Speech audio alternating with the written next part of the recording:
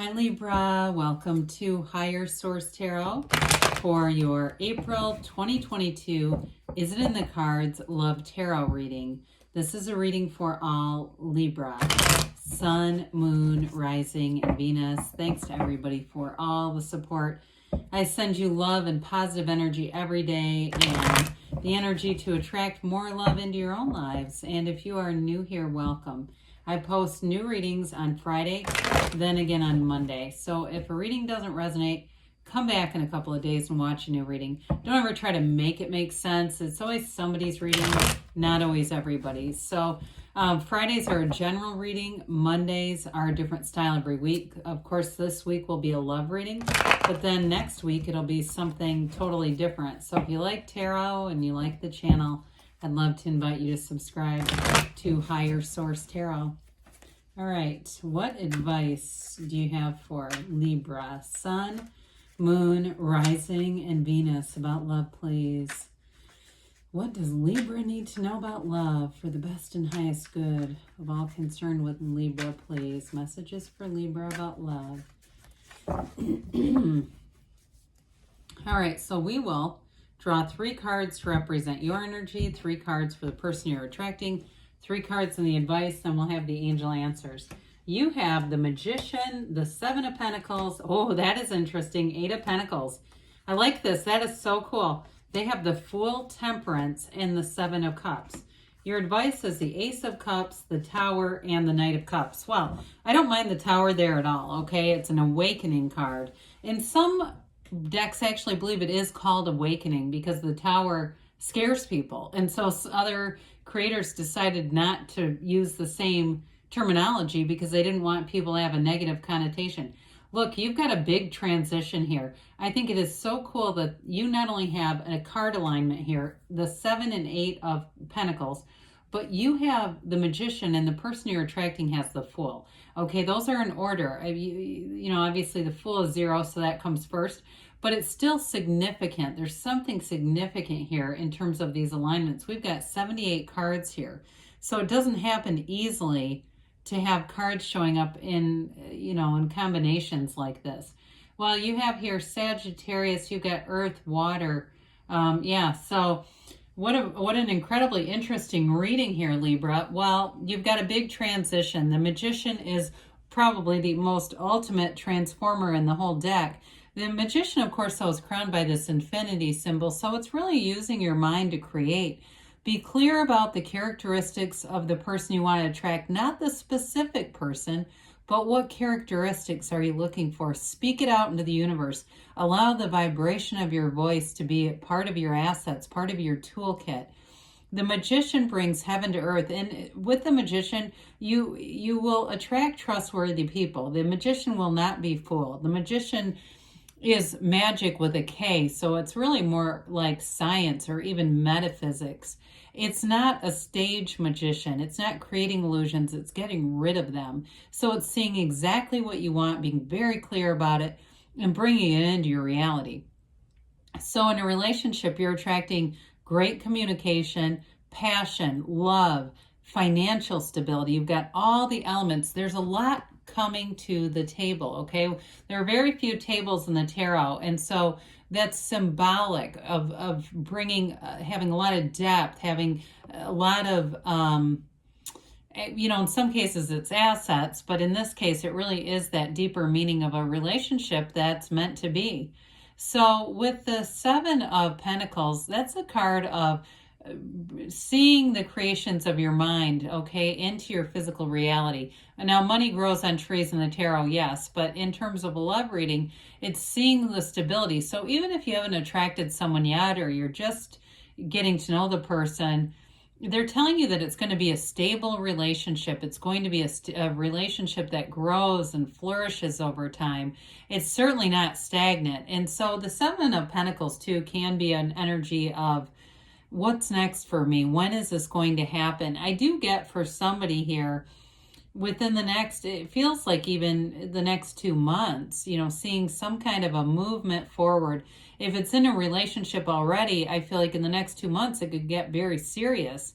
With the Eight of Pentacles, that's building things up. It's investing in the relationship. It's investing in yourself too. So I feel like when you come to the table, you've already worked on yourself. And not that it isn't an evolving process, but you're not in the stage of saying, yes, I'm willing to work on myself. You've already put in the investment into yourself. So you're coming into a place and attracting a match who is your equal, somebody who is a match to that, already have, put in the work in understanding who you are. So the Eight of Pentacles is definitely a long-term commitment. It's a vibration. It's movement in the tarot.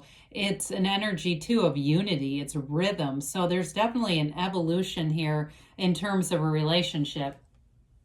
Well, I very much like this person's energy, but I do feel like they may have their hands in a lot of different things. Like they may be somebody who has volunteer responsibilities. I hear like board of directors, like they volunteer to be on a board of something or do some kind of charitable things on the side that they don't get paid for. It's just something they do. I do feel like they have an active social life and family life. They're busy in a lot of different ways, but also a career. Somebody who is very together with this. So with the Seven of Cups, I feel like part of that is being kind of, in a way, their energy is just very busy feeling to me. Now, you don't have Gemini here, but it certainly could be a Gemini you're attracting to with that energy. But with the energy of the Temperance card, I do feel like there's something about moderation, and it may be about bringing in a relationship, meeting you and deciding there are some things that they're going to need to cut out to give the time. If it wasn't a special relationship, they wouldn't do it. But I do feel like there's some kind of a turning point here for them where they're seeing that a relationship requires time. It requires your full attention. So there may be a change for them. All right. And I do feel like if you meet them and you say, well, God, this is the busy person, I don't want to get involved with that, I feel like they'd change. The Temperance card will do that for people. But Temperance is an absolutely loving and lovely energy. It's a card of great healing. It's love. It's support. It's somebody who will be a very supportive partner. This energy galvanizes people. So there could be, too, if you have any kind of rift in your family or even old friends that you haven't talked to and there's been a bit of rift, I guess is the best word I can say. I feel like there's something about this relationship that's going to help you repair that. Okay, it does feel like it's with the Temperance energy. Now with Temperance too, this person is, whether they realize it or not, they've got a deep level of spirituality. I do feel like they're somebody who their faith is important to them. They stay close to source energy and the Temperance energy. But it's also, too, somebody who's looking for something new. With the energy of the Fool, that's that brand new, fresh, clean slate. And it's a relationship where you're not bringing in old baggage together. You're not trying to be each other's therapists here. The Fool is releasing all resistance. It's an energy of total, unconditional love and freedom and a moving forward. So I feel like they will make decisions in terms of what's important to them with their time.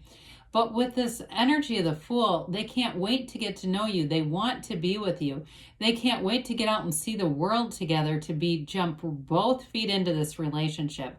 This person will be all in with a commitment. So with the Fool also, they understand who they are. The Fool carries that bag of experiences, but the Fool doesn't live there. So this energy is someone who knows who they are without living in the past. They're ready for something new. And there is, with the Fool, it's a card of enthusiasm and trust. And so there's an honesty and an integrity that they bring to the table. They're not looking to hide anything. So in the advice here, you've got a new beginning here with this Ace of Cups. And it's a love that endures. It's a love that grows, that flourishes. It's, it's an energy, too, with the Yods of the Tarot. The first letter of the name of God, it's like it's being divinely guided, and also, too, with the wings on the helmet of the Knight of Cups. It's definitely a committed energy. Now, we say, why in the world is a tower in the middle of that?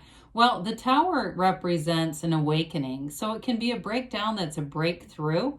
It's a radical overthrow, though. So it may be really, for some of you, a relationship it's different from other relationships, something that maybe has happened in the past this is the point where you really say, I'm not bringing back something from the past. This needs to be new. I'm not bringing back old patterns. I'm not bringing back old problems.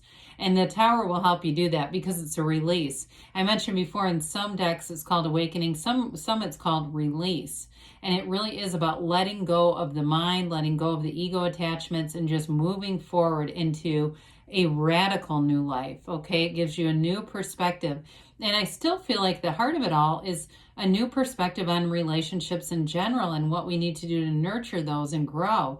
So the Knight of Cups comes in to get things done, and this is where the commitment happens. The Knight of Cups comes in to offer that commitment, to be transparent about love, to be open with feelings, and to say, let's move forward. It's the conversation that moves everything forward with this. And with the Ace of Cups, I mean, really, that's the kind of love that people search for. So is it in the cards? Yes, Libra. There's definitely love in these cards. And such an amazing and fun alignment of energies. So let's see what the angels have to say here for Libra about love, please. What else does Libra need to know about love?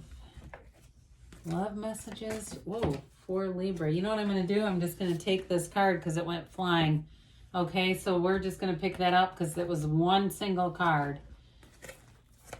We would call that a jumper. I would have preferred it if it would have landed on the table, but that's okay. Let's have a little bit of trust here. All right, listen to your intuition. Let your intuition be your guide. Now, they say be assertive, and with the energy of the magician makes things happen. It's leadership energy. So there may be some initiation here that is on your part, but with this be assertive energy too. And you've got the situation will improve. Well, I should say so. You're walking into an energy that's going to bring in something new, something that is, especially in terms of growing and developing. They say take action, okay? That was a card that went flying out. Don't stop. So you've got be assertive, take action, and don't stop. Well, I don't think they could be any clearer than that. So yes, it's in the cards. Libra, I love you, and I'll be back again soon.